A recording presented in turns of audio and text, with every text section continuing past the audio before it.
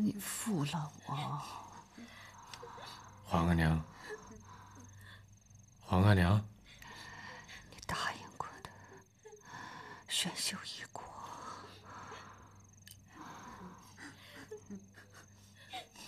哭什么？皇额娘还在呢。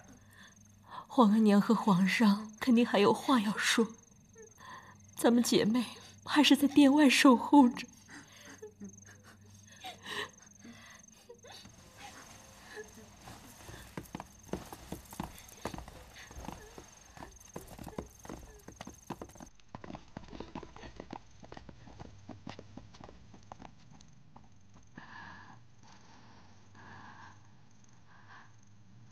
老十四，怎么还不见老十四？皇额娘，您糊涂了。皇额娘快不行了，你能不能让额娘见见老十四？皇额娘，儿子是在孝义仁皇后的膝下长大的，不比老十四是您亲手带大的。儿子陪伴您的时间不多，这种时候就让儿子陪着您吧。你就是不肯放过老十四吗？额娘知道你的脾气，所以一直不说，也不敢说。可是如今，就当额娘求你吧，放了你弟弟吧。朝廷的事，皇额娘就不必操心了。皇帝，你幽禁皇亲，手足相残，连自己的弟弟都不肯放过，你会落得六亲不认、骨肉分离的地步。不是儿子要这么做，是他们逼的。哀家从低微的秀女，一步一步成为妃嫔，为了自己，为了你的皇位，费尽心机。难道老了，却要眼睁睁地看着你们骨肉相残吗？皇额娘，你无需再管这些琐碎的事了。先帝在天上看着呢，你连亲弟弟都不放过。当年你是怎么样争得皇位，先帝都看着呢。儿子如何谋夺皇位，皇额娘桩桩件件都参与了。皇额娘和隆科多的事，儿子隐忍不发，又真心爱护纯元，善待宜修，儿子已是孝顺之极。有些话，皇额娘实在是不必说了。儿子也很感激皇额娘，替儿子料理了隆科多，让儿子免遭恶名。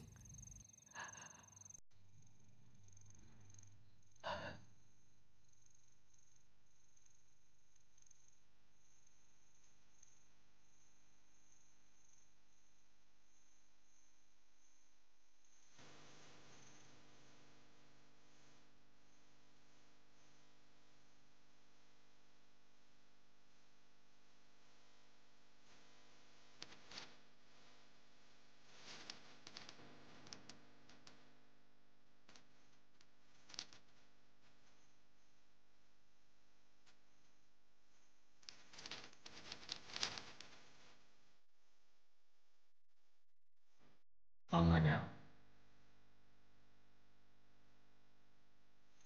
是我长大，长大把锅落下，这样哄孩子的歌，你从来未对我唱过。为我唱一遍。好，额娘。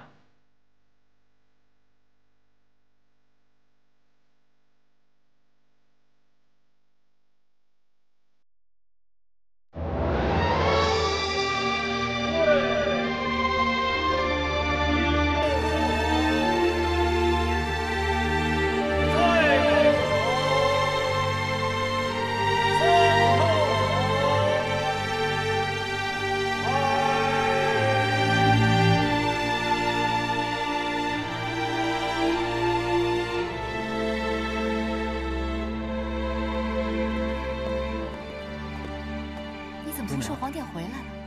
听说皇阿玛伤心，儿子放心不下。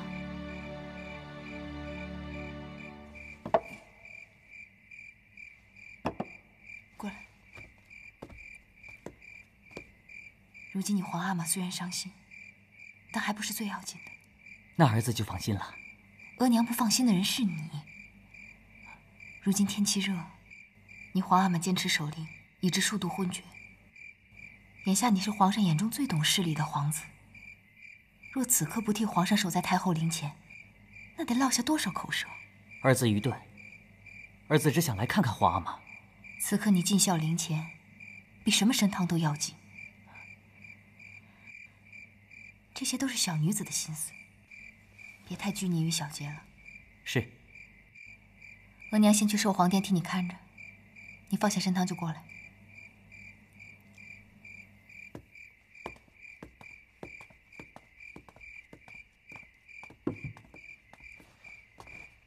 皇阿玛，儿子来向您请安。寿皇殿一切妥当，请皇阿玛放心养病。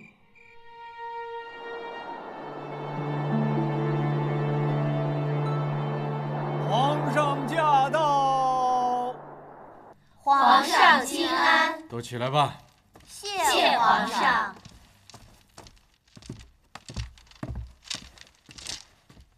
今儿是元宵。朕见过了百官就过来了。雪天路滑，跟着皇上的人也该格外仔细些。朕一路过来，见到宫里元宵节并没有铺张，很好。坐。谢皇上。太后过世才不久，臣妾觉得一切从简为上，也算是一点孝心吧。皇后说的有理。熹贵妃、鸿雁和灵犀睡得还好吗？早起进得香不香？静和还哭吗？在阿哥所一切都安好，乳母们照料得很细致。皇上日日都要见3个孩子，还这样放心不下，果真是慈父情怀呀。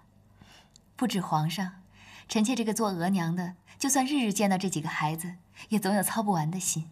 是啊，熹贵妃这样操心，人也憔悴了许多。到底还是做额娘的，事事都要思虑周全。皇后娘娘母仪天下，是天下所有臣民的母亲，要操心烦忧的事，自然比臣妾多得多。皇后长久的不做深生母亲，自然不记得照顾一个年幼的孩儿是多么繁琐劳累了。好端端的为什么要行礼啊？恭喜皇上，延禧宫的安嫔已有3个月的身孕了。果真吗？太医已经诊过脉了，千真万确。恭喜皇上，恭喜安嫔。快坐，快坐，快坐，都坐下。皇后瞒得一丝不漏，但等安嫔胎相稳固之后才道出，还真是用心良苦啊。安嫔的身子本来就弱，以前月信紊乱，自己也是到了3个月的时候才晓得。他父亲还在狱里，他也不敢张扬。也是本宫有意防范着，以防哪个妃嫔错了主意，又走了当年齐妃的老路了。皇后说的是，臣妾奉旨协理6宫，一定尽心协助皇后保全安嫔的龙胎。熹贵妃这样明白大体，真是再好不过了。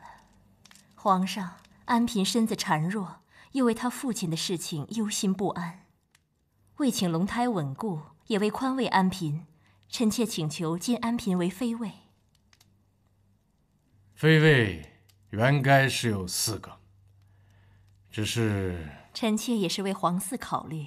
若是不晋封，只怕六宫议论起来，他是为他父亲所连累，这样更叫安嫔伤心，如何还能安胎呢？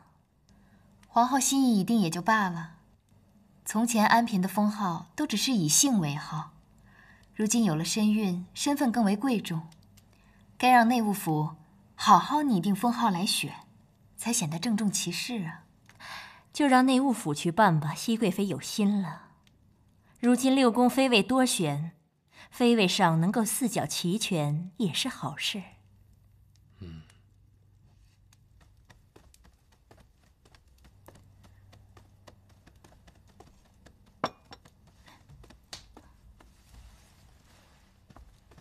娘娘不大舒服啊。安陵容怎么会有身孕？是啊，她不是用过西鸡丸吗？怎么会有身孕呢？这东西虽然伤身子，但也未必会绝育啊。这下皇后可有精神了。今日皇后再次提起安陵容的父亲与安胎一事，为保皇嗣，只怕不日便会把安比怀受贿一事一笔勾销。万一安陵容要生下个皇子，那皇后手中就有2个皇子，无论哪一个被立为太子，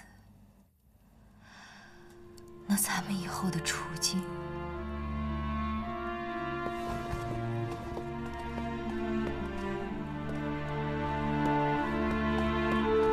皇上万福金安。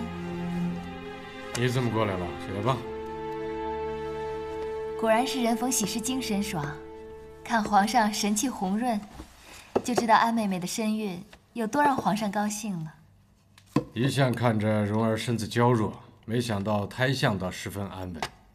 可见安妹妹的孩子有多贴心，将来必定十分孝顺懂事。你来的正好，朕一个人看书正乏味呢。臣妾想，皇上为安妹妹的事儿高兴，这午膳一定是敞开了胃口吃的，这时候定会觉得腻腻的不消化，所以臣妾特带了一份点心给皇上享用，不知可好？咱们心有灵犀啊！这莲叶羹是取新鲜的嫩莲叶，在日出前摘下，熬汤的水都是莲叶上的露珠，都是去年收起来的。藕粉桂花糖糕，入口香甜，皇上尝尝。以前梅庄宫里的这个藕粉桂花糖糕做的最好。皇上想着姐姐，吃着喜欢，便是怀念姐姐了。给皇上请安，给熹贵妃请安。什么事？回皇上话，内务府拟好了给安嫔的封号，请皇上过目。你来帮朕看看吧。字的意思倒还都好，这个素字，刚得克就约素，茂公心境约素。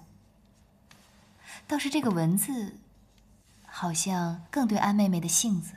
蓉儿静默谦顺，乃礼仪人也。这个文字的确更贴切。文这一字，可以说是文静有礼，但更多的时候是形容一个人富有诗书气自华。若选了这个字，只怕安妹妹会多心了。那便只剩个丽字了。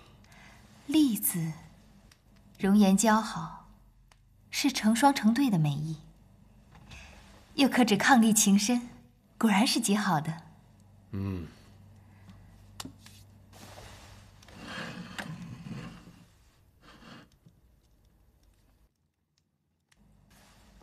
怎么了，皇上？这字不好吗？安嫔是朕的妾室，怎么能跟朕夫妻伉俪呢？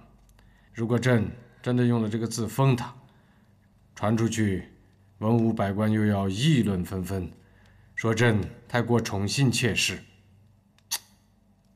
苏培盛，奴才在。传旨下去，告诉内务府这几个字都不好，让他们重新选来。其实何必麻烦内务府？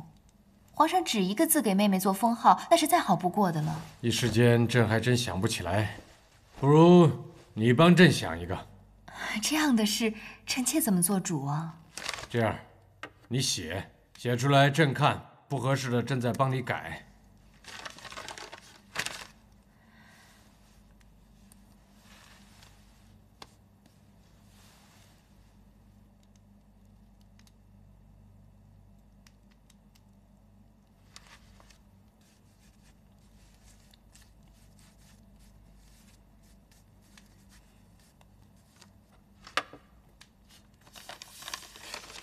皇上看，可好？离能歌善舞，性情又像黄鹂一样和顺，而且黄鹂又是两情缱绻的鸟儿。皇上，奴才听说黄鹂多子，正如安嫔如今怀了孕，这不是多子多福吗？这样说来的确不错。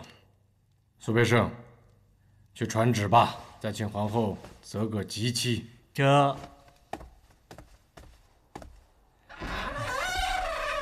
师傅，今儿个怎么了？这么高兴？安嫔娘娘得了个好封号，怎么不高兴啊？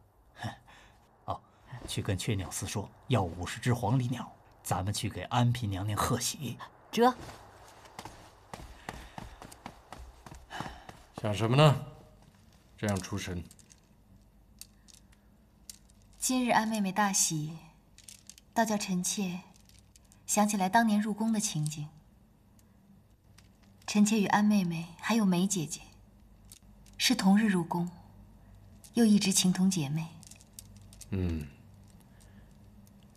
梅庄在的时候，朕没有好好待她，现在想起来，心里不安呐。如今臣妾已经位列贵妃，安妹妹也封了离妃，梅姐姐虽也封了惠妃，但世子追尊还未定。臣妾想求一求皇上的恩典，再赐梅姐姐一份哀荣吧。逝者已逝，生者也不能为他们多做些什么，那就依你所言，以表追思吧。皇后病着，这事就交由你处理。是，既然说了，那臣妾就斗胆再求一份恩典。齐妃是畏罪自戕，依例是不能追封的，但三阿哥渐渐大了，也得顾及他的颜面。既如此，那些已故的嫔妃就一起追封了吧。年羹尧与隆科多都已伏法，朕也不想落个苛待后宫的名声，就封华贵妃为皇贵妃吧，也算是尽朕的一份哀思。说起追封一事，倒叫臣妾想起了今日皇后在景仁宫说的一句话。哦，皇后娘娘说六宫妃位多悬，臣妾也是这样想的。宫中不乏比臣妾资历深厚、德行贵重的嫔妃，臣妾忝居高位，常常自觉不安。说起来，六宫之中也是许久没有大封过一次了。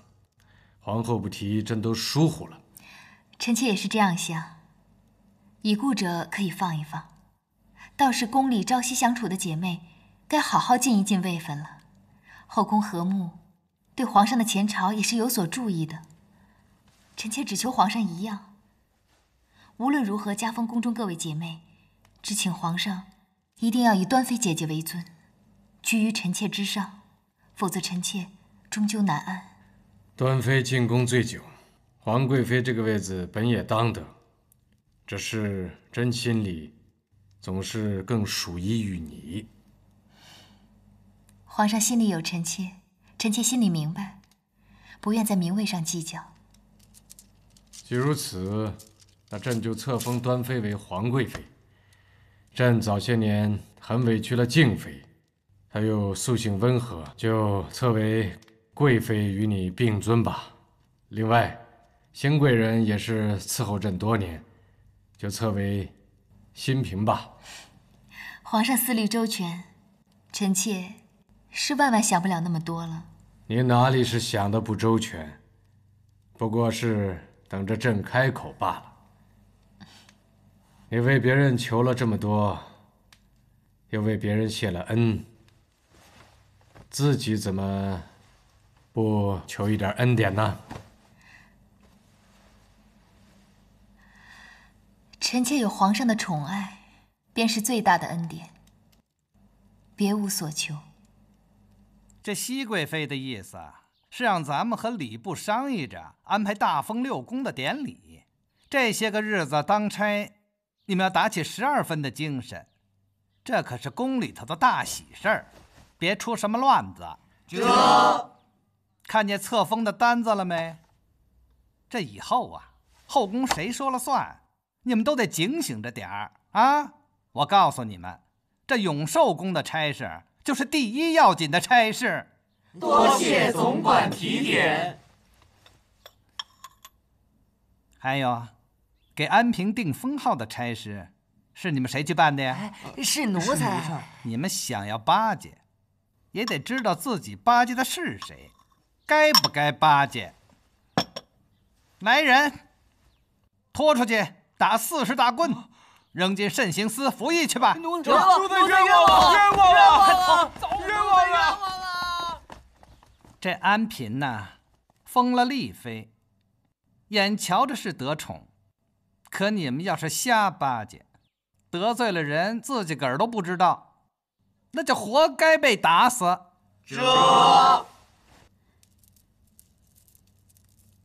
小主不能不高兴啊，得看腹中的皇子呢。虽说是封妃，封的什么号？内务府的人给我选了几个封号，怎么就挨了打了呢？怎么就被打发到慎刑司去了呢？许是他们做别的事不好吧？还能有什么事儿？还不都是为着我的事儿？他们给我选了几个好听的封号，就挨了打了。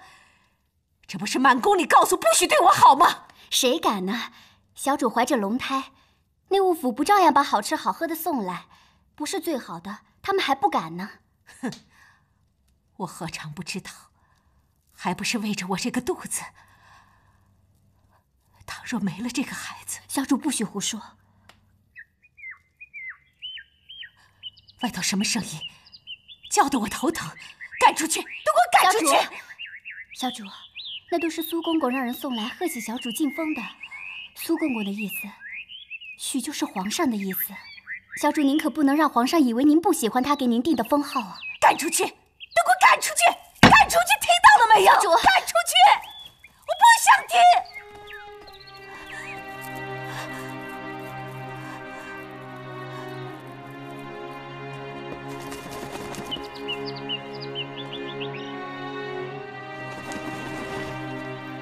这是打哪儿飞来的黄鹂鸟啊？还能是哪？多半是离妃宫里飞出来的。本宫抬举他了，就是要让他知道，即使抬举了妃位，他也根本不配。他是不配，还敢说内务府定的封号好？丽子是皇后可用的，显示与皇上伉俪情深。离妃没读过几本书，还敢这样讲？大封六宫，甄嬛占尽了便宜。且让他得意几天吧。娘娘圣明。太医有没有按时送安胎药去？按照娘娘的吩咐，都是最好的安胎药。昨夜太医来报，为了稳定离妃的胎气，已经在烧艾了。4个月就烧艾，真难为了离妃的身子。这些年她也算听话，一直在乖乖的服药，不曾有孕。现在听娘娘的话，用了催孕的药。让龙种待在肚子里几个月，已经是他的福气了。告诉太医，无论用什么法子，务必要使离妃的胎看起来安然无恙。是。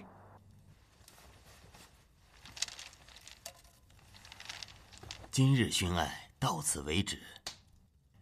娘娘，这保胎药必须每日按时服用，才能确保无虞。另外啊，娘娘一定要保持身心愉快，才能保得平安。3日后，微臣会再来为娘娘熏艾保胎。那微臣就先告退了。太医慢走。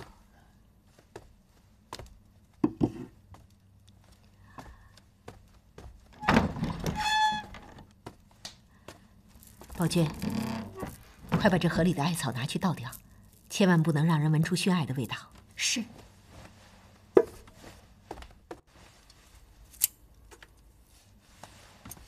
娘娘，皇上要大封6宫的消息可都传遍了。皇后提议至离妃，娘娘立即提请6宫妃嫔都大封。这下大家伙可都等着要感激娘娘呢。我是不想便宜了她一个人做好人。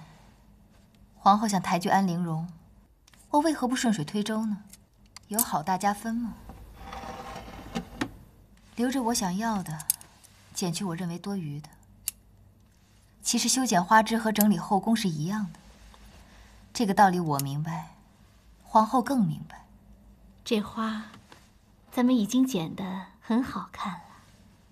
花叶和人一样，随时都会旁逸斜出，留神着点吧。娘娘说的是。娘娘，燕窝好了，娘娘请用。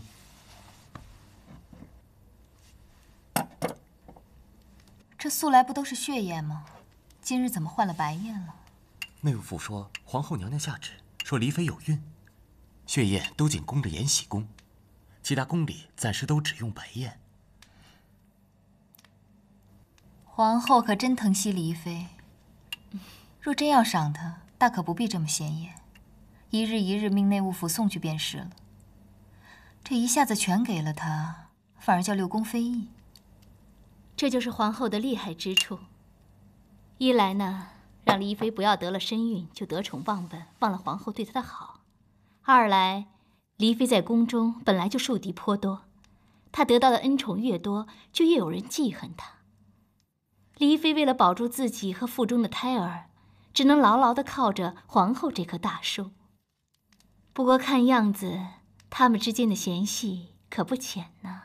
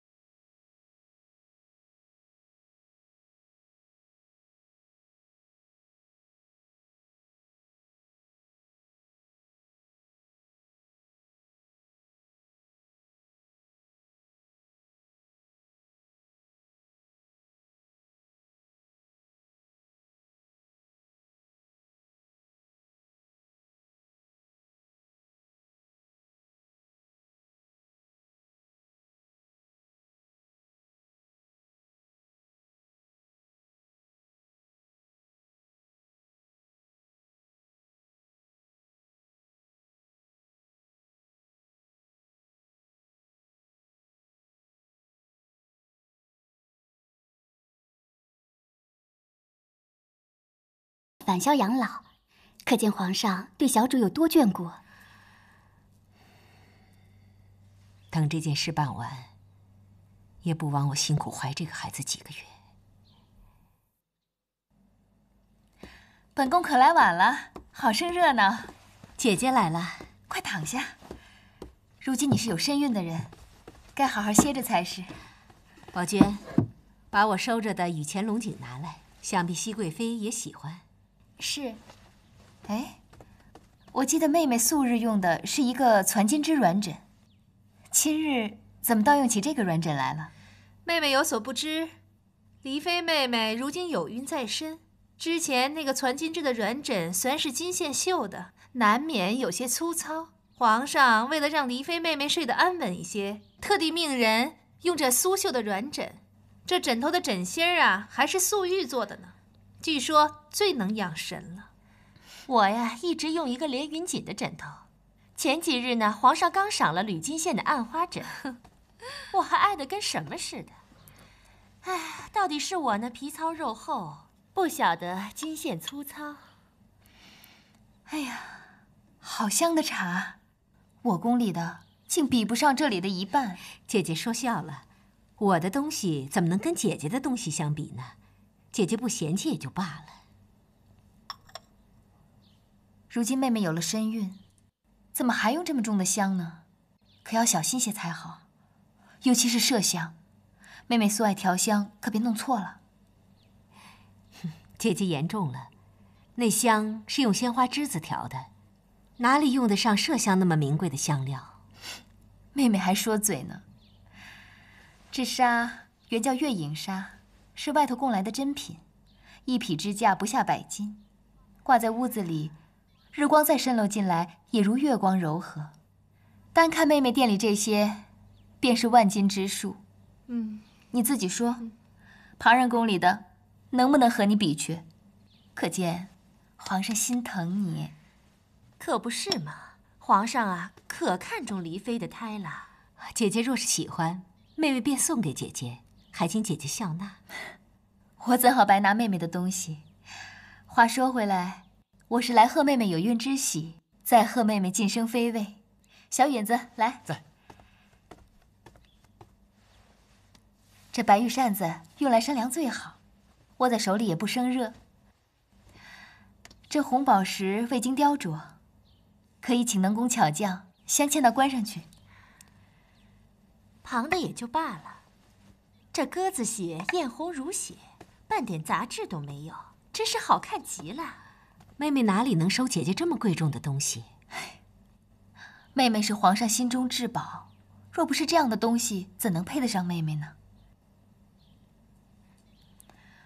为黎妃安胎的太医可在？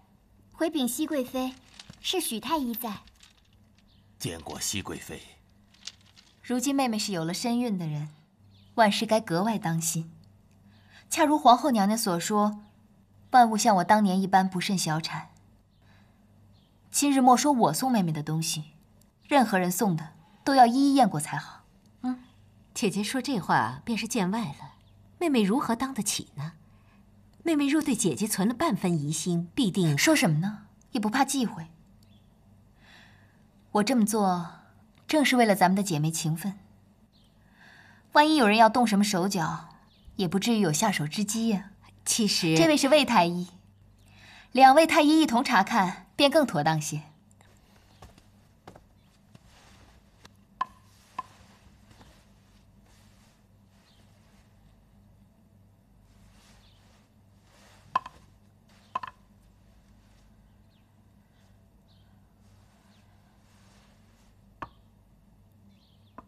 回禀娘娘，这些东西里并没有半点损伤胎气的东西。是。如此，我和安妹妹都能安心了。安妹妹好容易有了身孕，更要好好保养。今日魏太医也在，不如请他再请一次脉如何？也好多一重保险。多谢姐姐关心，本该听姐姐的话，再多请一次脉。只是这许太医是皇后娘娘举荐的。我与姐姐一样，本该多一重心安。不过，若皇后娘娘知道的话，怕是咱们以为许太医医术不佳呢。那请问许太医，黎妃胎气如何？哦，黎妃娘娘胎气甚稳，您只看她的好气色，便可知一二了。黎妃素爱用香，也无碍吗？哦，无碍。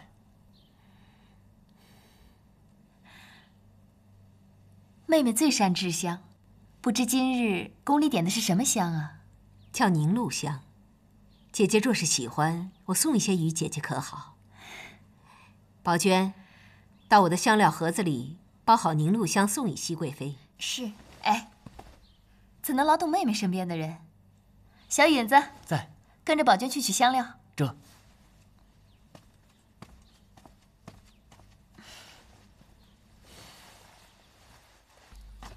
可看出什么不妥吗？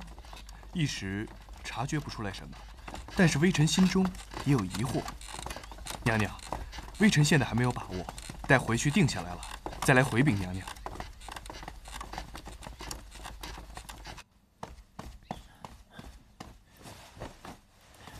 奴才方才去拿那凝露香，有几个香盒子搁在高架子顶上，说是黎妃自己收起来的，不爱用了。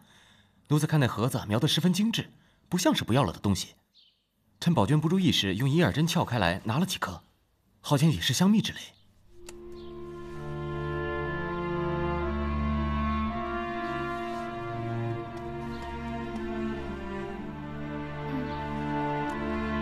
香味甚异，这是什么东西啊？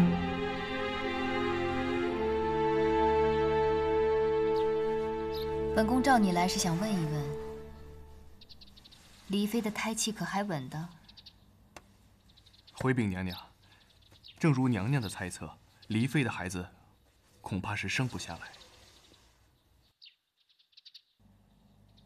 你怎么知道本宫猜测黎妃的孩子生不下来？污蔑本宫，罪名可不小。微臣不敢。给黎妃把脉的许太医已经报过胎象平和，娘娘若是相信，自然不会来问微臣。起来说话吧。谢娘娘。你既知本宫疑虑，说实情就是。微臣趁人不觉时看过脉案，写的是胎象平和，不过是普通的安胎药罢了。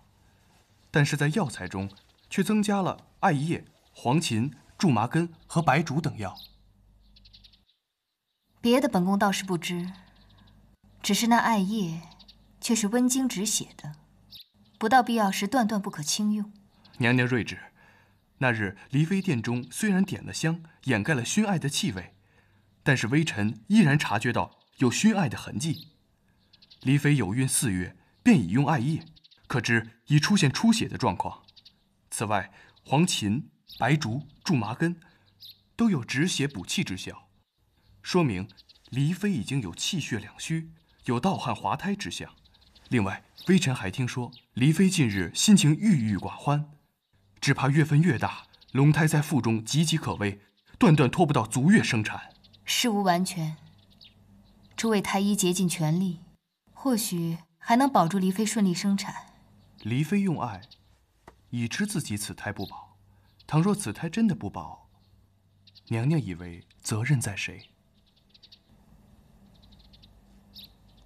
若是她自己保不住也算了，否则碰上谁，便是谁倒霉了。此事你知我知，本宫自然不必担着干系。你瞧瞧，这是什么？